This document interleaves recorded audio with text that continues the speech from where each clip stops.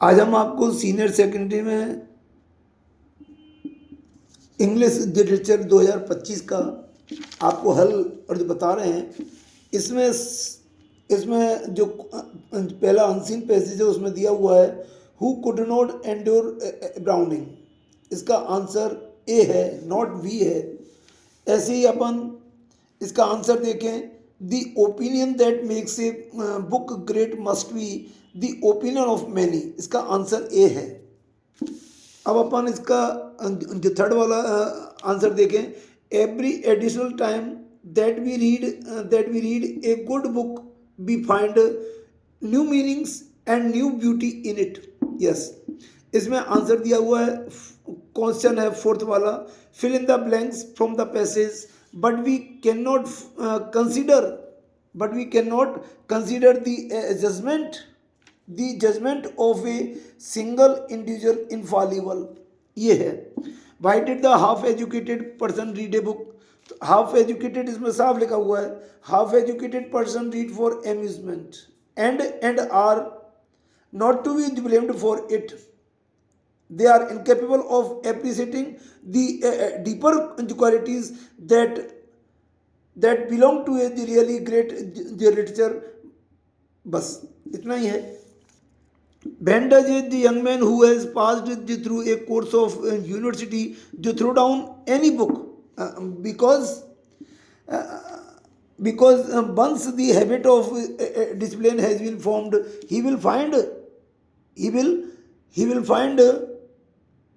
will find it is impossible to read for the mere amusement, है ना। A young person who has passed through course of the university training should discipline himself at an early days, never to read for mere amusement, and once the habit of the discipline has been formed, he will find it is impossible to read for mere amusement। ये इसका answer है। अब अपन देखें अगला वाला, find the word from the passage which is opposite of temporary. तो वो इसका अपोजिट पूछ रहा है, तो अपोजिट में जो टेम्परेरी का अपोजिट इसमें दिया हुआ है परपेचुअल। जो टेम्परेरी का अर्थ होता है अस्थाई, और परपेचुअल का अर्थ होता है ठोस, है ना, पक्का, है ना, जो सतत इसका अर्थ होता है। ऐसे ही अगला है, find the word from the passage which is same of incapable of making mistakes. इसका है इनफॉलिबल। इनफॉलिबल इसमें साफ लिखा हुआ है, ये लिखा हुआ इनफॉलिबल। यस, अगला देखें अपन, अगली वाली पोएम है, read the given poem carefully and answer the following question. ये पोएम हालांकि 11th जो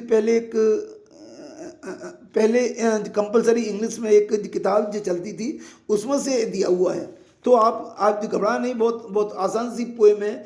full are my pitchers and far to carry, lone is the way and long, why oh why I was tempted to tarry, the lord by the boatsman song, swiftly the shadows of the night are falling, hear oh hear सुनो, is the white crane calling, is it the wild owl's cry, there are no tender moonbeams to light me, if in the darkness a serpent should bite me, or if an evil spirit should smite me, ram re ram, I shall die, my brother will murmur, why does she linger, and my mother will wait and weep, saying, oh safe, may the great gods bring her, the Jamna's water are deep, the Jamna's water rush by so quickly, the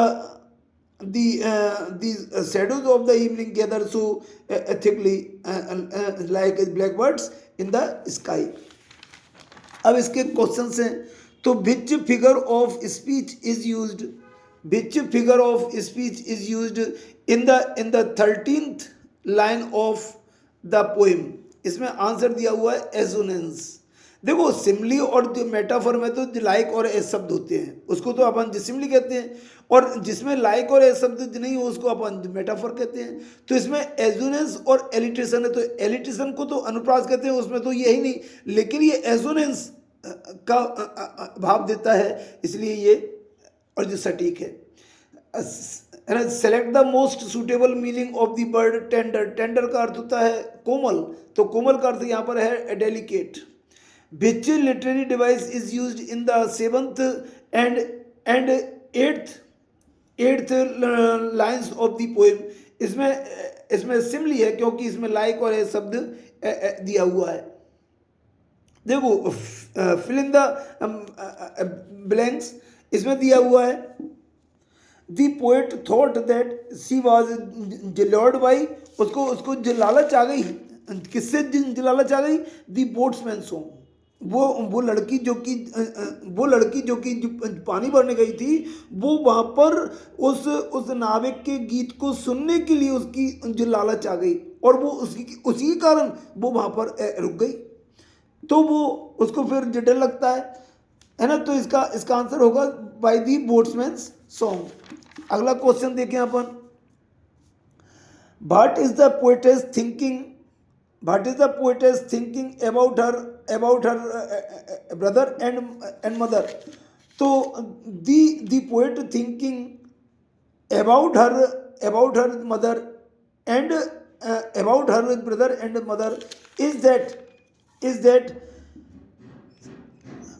her brother Bill murmur, why does she linger, why does she stay there, and her mother will wait and weep, saying that God may bring her safe, है ना? Yes. अगला question अपन देखेंगे इसमें, What thoughts are emerging in the poet's mind in the darkness? तो उसके अंधेरे में सिर्फ, तो वो कहता है what thoughts are emerging in the poet's mind in the darkness? उसके अंधेरे में कौन कौन से विचार आते हैं, इसके बारे में लिखें। तो देखो इसमें साफ लिखा हुआ है, there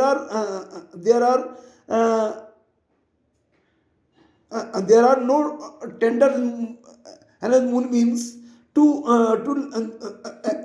delight her, and in the darkness a serpent should bite her, or if an evil spirit should attack her या bite her या attack her, सही है। ओके, अगला क्वेश्चन है, name the creature those are mention in the poem. There are owls cry, है ना, white cranes, है ना, सरपेंट, बस एटसेट्रा, ये एंड ब्लैक बर्ड्स, ये इसके पॉइंट्स हैं। ओके, इसमें वुमन एम्पावरमेंट पर देखो एक ये आया, find the similar word of the following from the और एक गिवन पोएम। हिट का अर्थ होता है और जो टक्कर मारना, तो अपन यहाँ पर इस पोएम के अंदर देखें तो इसका आंसर जो रश होता है। ऐसे ही अब देखो जो सेक्शन बी में इसके में वुमन एम्पावरमेंट, ये क्या ऐसे है जिसको कि हमने बच्चों के लिए इम्पोर्टेंट दिया था साल के स्टार्टिंग से। मेक इन इंडिया ये हमारा ओरिजिन नहीं था। फिर अगला अभी हमने एक स्पीच भी दिया था वाटर कंजर्वेशन पे, जो कि हमने इम्पोर्टेंट दिया था। Importance of the tree plantation, ये भी हमने बच्चों के लिए एक आर्टिकल था, ये भी हमने और दिया था, पर लेकिन बच्चों ने बहुत अच्छा अटेम्प्ट किया है, बहुत आसान पेपर था। अगला, डिफाइन एनी टू और the literary terms in about the 60 words. तो यहाँ पर इंडो इम्प्रेशन है, दूसरा स्ट्रीम्स ऑफ और कॉन्शियसनेस है, फिर इंडो एंग्लिकन और जो लिटरेचर है, और एंग्लो इंडियन और जो लिटरेचर है। तो अपन है। तो अपन अगर यहाँ पर इनको देखते हैं तो बहुत ही इजी और पेपर आया है। जैसे कि अपन देखें इसमें अपन देखें तो बहुत आसान पेपर है। देखो अगला, हु वाज ऑर्जराइजल, फिर अगला सीन पैसेज है, तो सीन पैसेज भी बहुत आसान है। हु वाज ऑर्जराइजल, तो राइजल वाज डॉक्टर मार्गुलेंस विलावेड, ये उसकी डॉक्टर मार्गुलेन की प्रेमिका थी। To whom did doctor Margolin want to kiss, इसका आंसर है जराइजल। Why was doctor Margolin trembling, तो doctor Margolin was trembling at the thought that they might soon have to part, है ना। अगला क्वेश्चन है, why did doctor Margolin look round toward the stairway, तो doctor Margolin looked round toward the stairway because to see, या और because को जो नहीं लगे तो ही सा if any of the guest had started to come up, ये इसका आंसर है। अब देखो है ना, फ्रैंक का और करेक्टर स्केच आया है इसमें, तो फ्रैंक का करेक्टर स्केच बहुत ही आसान था, पर लेकिन क्या है, इतना आसान था इसका है ना फ्रैंक का, कि बहुत छोटे से शब्दों में ही अपने को लिखना था। तो अपन इसका आंसर देखें, फ्रैंक का आंसर देखें आप। फ्रैंक वाज और the sailor boy who had come to the old country for a holiday. Eveline's father came to know about their affair, and he had no good opinion about sailor's boy, so he quarreled with him। तो इसलिए ये Evelyn का एक छोटा सा ये क्या correct sketch है जिस पर अपन आते हैं। इसके बारे में अपन कुछ और भी और जो लिख सकते हैं, जैसे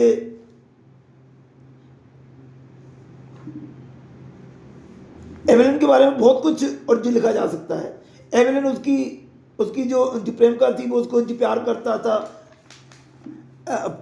Franklin was Eveline's boyfriend, he possessed a handsome personality with a good job as a sailor in a shipping company. Both shared the same quality of music and singing. Frank agreed to marry Evelyn and become protective toward her. Both were in their prime time, therefore they were able to satisfy each other's desire and needs। ये Frank का correct sketch है जिसको अपन और जो देख सकते हैं, है ना। जाओये का भी बहुत इजी है ना करेक्ट स्केच है। अब देखो ये एक अगली पोएम का क्वेश्चन है, What thoughts emerged in the narrator's mind when her eyes lost for a monument upon burning coals। ये क्वेश्चन बहुत आसान है। ये इसके और लेसन में से ये पार्ट और लेसन में से दिया हुआ है, जिसको अपन बड़े इजीली से इसका आंसर जो दे सकते हैं। देखें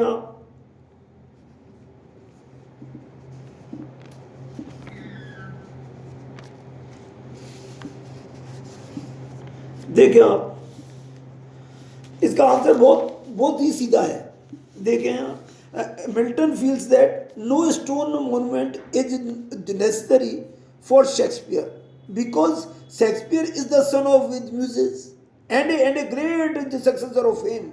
He has built for him a long-lasting monument in which will perpetuate his memory forever। ये क्वेश्चन भी बहुत अच्छा है। ये है ना ओपन हैमर वाला भी क्वेश्चन अच्छा है, वो छोटा सा है। ये इसका करेक्ट स्केच अपन इसके बारे में और लिख सकते हैं। अब देखो, what is the great revolution for प्रकृति, उस प्रकृति के लिए सबसे बड़ा रिवोल्यूशन है ना प्रकट होना क्या था। तो अपन इसमें देख सकते हैं, देखो है प्रकृति बिलोंग टू ए चांडाल और family which is the considered to be the lowest in the traditional Hindu caste hierarchy. According to the Buddhist legend, Ananda, the famous disciple of the Buddha, was one day returning from a visit when he felt thirsty. He approached a well on the way and asked for water from the Prakriti, a girl who belonged to the lowest untouchable caste. She gave him water and fell in love with the handsome monk. Thus, this ordinary incident of giving water to the monk by Prakriti became very significant to the Prakriti. ये इसका question बहुत अच्छा था। Which were the happiest day of life?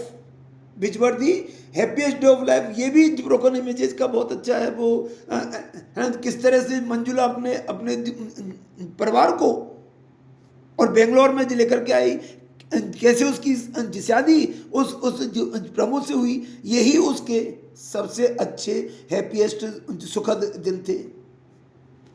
Very simple paper, very simple paper. Those who studied well, who studied seriously as the student of the literature.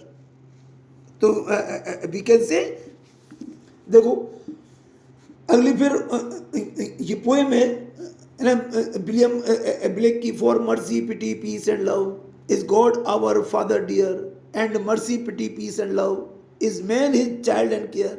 For mercy has human heart, pity a human face, and love the human form divine, and peace and human race. Who is the poet of the above poem? Who is the poet of the above poem? इसका है William black answer है। Who has human face? Who has human face? Human और मानवीय चेहरा कौन रखता है? इसका आंसर है ना पिटी है। इसका आंसर पिटी है, D. Name the virtues those are और described in the poem.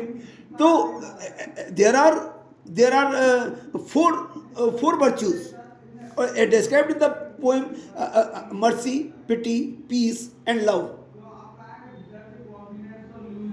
These are the main virtues which are or they described in the poem. हाँ जी, यस। अगला क्वेश्चन है, देखो personification is used in this exact of the poem और they describe how.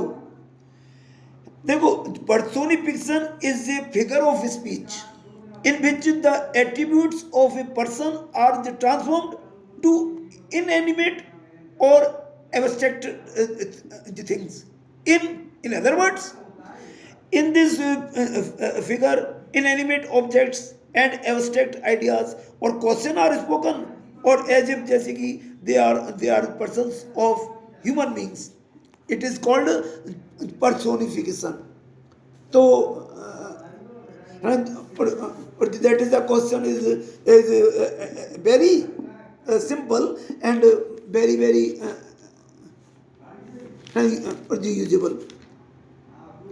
What does, देखो अगला question है, what does Milton feel it is necessary to put up a monument in stone for Shakespeare? ये question बहुत important. Shakespeare का question, Shakespeare के वाले part में से हर एक क्वेश्चन हर साल आता है जिसको अपन इजीली और ये देख सकते हैं। देखिए अब आप Milton feels that no stone is necessary for Shakespeare because Shakespeare is the son of the Muses and a great successor of fame. He has built for himself a long lasting monument in his work which will perpetuate his memory forever.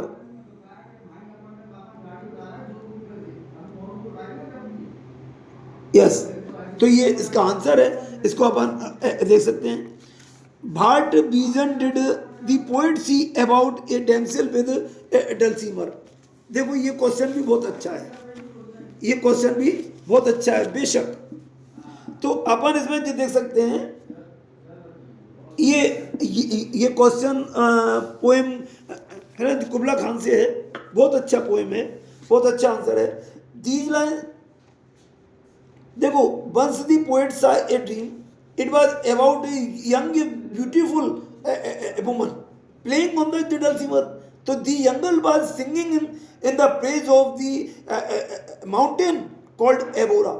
The poet was very much impressed by the sweet music of the Abyssinian, the young woman. If it were possible for the poet to recollect the music of the Abyssinian made playing on the dulcimer, he would be so enchanted, he would be so tempted that he could reconstruct the picture of the Kubla Khan's palace in the song. Okay, ये question बहुत आसान है। देखो ये question भी हमने important लगाए थे, है ना। Draw a character sketch of the master. अब मास्टर का करेक्टर स्केच अगर मैं आपको बताऊं बहुत आसान है, सबसे इम्पोर्टेंट है ये। तो अपन इसका आंसर देखें, बहुत इम्पोर्टेंट है, और इसके लिए कोई शब्द नहीं है कि अपन इसको क्वेश्चन को छोड़ें। देखें आप, बहुत इजी है ये क्वेश्चन बहुत ही इजी है। देखें आप, मैं आपको बताऊं, देखो आंसर देना एक जो ट्रिक है, आंसर अपने को क्वेश्चन मैसेज बना के देना है। जैसे कि आपको मैं बताऊं, draw a character sketch of the master.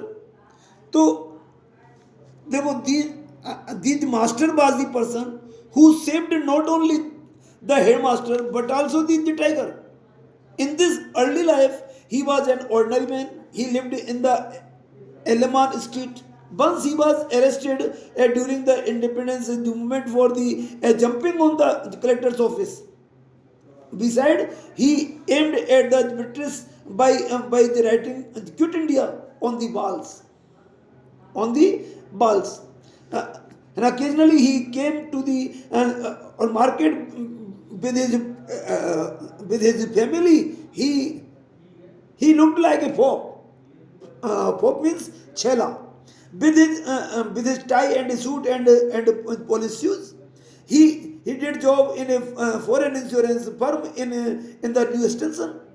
ये इसका क्या है ना, करेक्टर स्केच है। But one day without any announcement he vanished, abandoning his wife and the children to start a और सर्कस। बहुत अच्छा क्वेश्चन है। देखो ये 4 MCQ multiple question, multiple choice question है। ये 4 नंबर के आपके बहुत इंपॉर्टेंट हैं, बहुत इजी हैं, जिनको अपन आसानी से आंसर दे सकते हैं। हु फ्रेम्ड पिक्चर्स, पिक्चर कौन बताता था, कौन बनाता था, उसका आंसर है Jayraj. Who was arrested during the quit India movement, वो था जो master. Who had double barrel gun, वो है अल्फेंसो। और the villagers used to give gifts like as pumpkin, cucumber etcetera. उसका आंसर है द क्लर्क। Thank you. बहुत easy paper था ये 2025 का।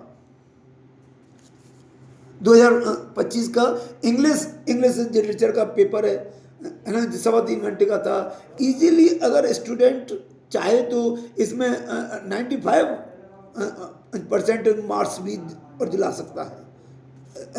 That's all. ओके, अगर कोई क्वेरीज हो तो आप उसके बारे में हमसे पूछ सकते हैं। That's all. Thank you.